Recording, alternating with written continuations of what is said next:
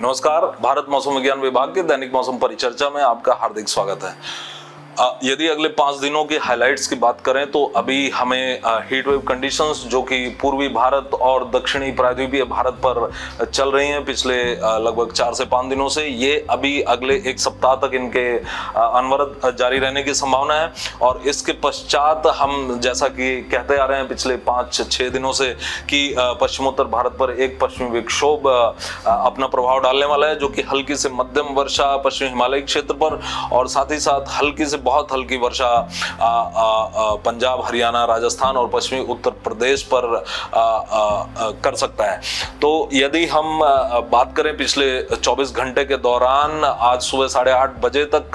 प्राप्त हुए दर्ज किए गए मौसम की, तो हीट वेव से सीवियर हीट वेव कंडीशंस दर्ज की गई। गंभीर उष्ण लहर से गंभीर उष्ण लहर दर्ज की गई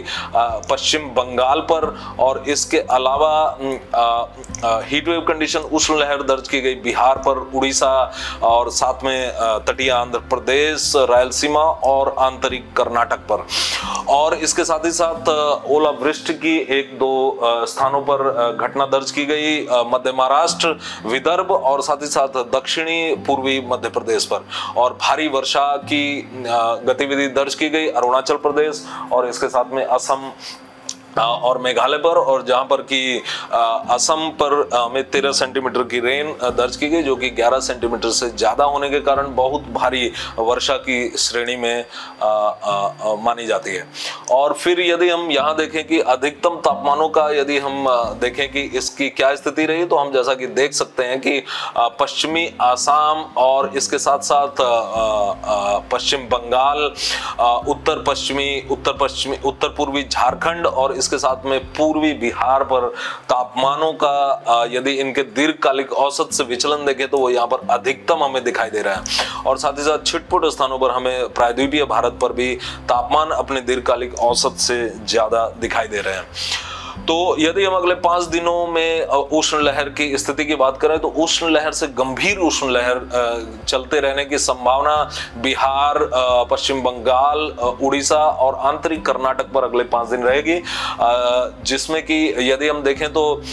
उड़ीसा पर ये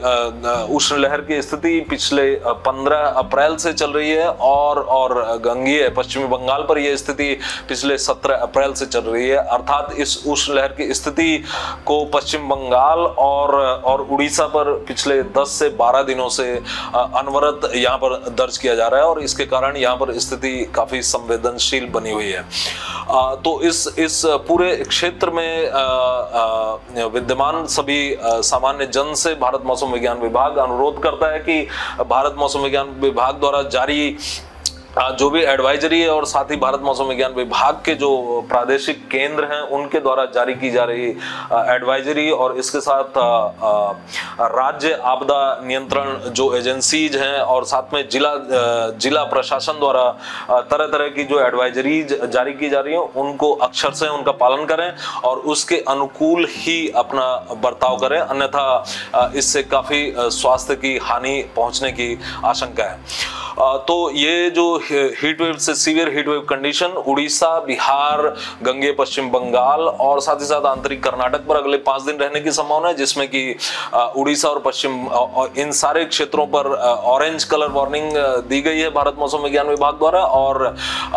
गंगेय पश्चिम बंगाल पर अगले 3 दिनों के लिए रेड कलर वार्निंग है, और उड़ीसा पर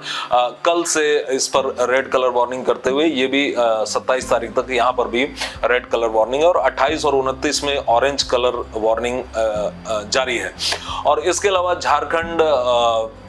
पूर्वी उत्तर प्रदेश, तटीय आंध्र प्रदेश, तेलंगाना और रायलसीमा पर भी हीट वेव कंडीशंस अगले 5 दिनों तक जारी रहने की संभावना है। और बाकी जो हिस्से हैं प्रायद्वीपीय भारत के और इसके साथ में महाराष्ट्र के उन हिस्सों पर हॉट और ह्यूमिड वेदर कंडीशंस अर्थात तापमानों के तटीय क्षेत्रों में 37 डिग्री से अधिक और आंतरिक क्षेत्रों में 40 डिग्री से अधिक और तापमानों के विचलन के 2 डिग्री से ज्यादा रहने की संभावना और साथ ही साथ आर्द्रता के भी ऊंचे बने रहने की स्थितियां यहां पर जारी रहने की संभावना अगले 5 दिनों तक है। और फिर यदि हम हेलस्टॉर्म एक्टिविटी के बारे में यदि हम बात करें तो जैसा कि हम देख सकते हैं कि अभी हमारे पास एक पश्चिमी विक्षोभ एक चक्रीय परिसंचरण के रूप में पूर्वी ईरान पर अवस्थित है, और इसके साथ में जो इसमें अंतर्निहित एक जो अल्प दबाव की रेखा है वो लगभग 50 डिग्री देशांतर के समानांतर अवस्थित है, और इसके प्रभाव में हम यहाँ पर जैसा कि देख सकते हैं कि बादलों का जमावड़ा यहाँ पर अफगानिस्तान और उसके ऊपर मध्य एशिया पर देखा जा सकता है। और ये बादल कल से इनके पश्चिमोत्तर भारत को प्रभावित करने की संभावना है, जिसके प्रभाव में हम मैनी फेयरली वाइडस्प्रेड से वाइडस्प्रेड अर्थात कई स्थानों से लेकर सभी स्थानों पर हल्की से मध्यम वर्षा, पश्चिमी हिमालयी क्षेत्र और छिटपुट स्थानों से लेकर कुछ स्थानों पर हल्की से बहुत हल्की वर्षा पंजाब, हरियाणा, उत्तरी राजस्थान और पश्चिमी उत्तर प्रदेश पर महसूस कर सकते हैं। और इसके साथ साथ इसमें हेलस्टॉर्म एक्टिविटी अर्थात ओलावृष्टि की भी संभावना देखी जा रही है, और ये ओलावृष्टि हमें 26 और 27 तारीख को पंजाब, हरियाणा, पश्चिमोत्तर मध्य प्रदेश और उत्तरी राजस्थान पर प्राप्त हो सकती है, और साथ ही साथ हमें जम्मू कश्मीर और हिमाचल प्रदेश पर भी ओलावृष्टि की घटनाओं के यहाँ पर होने की आशंका है। और इसके साथ साथ भारी वर्षा की संभावना भी हम देख रहे हैं जम्मू कश्मीर और हिमाचल प्रदेश पर, जम्मू कश्मीर पर 27 और 28 तारीख को और हिमाचल प्रदेश पर 27 तारीख को। तो इस दौरान हम जैसा कि अभी जो अधिकतम तापमान लगभग 35 से 39 डिग्री के आसपास, 37 से 39 डिग्री के आसपास पश्चिमोत्तर भारत पर चल रहे हैं, इनमें फिर से हम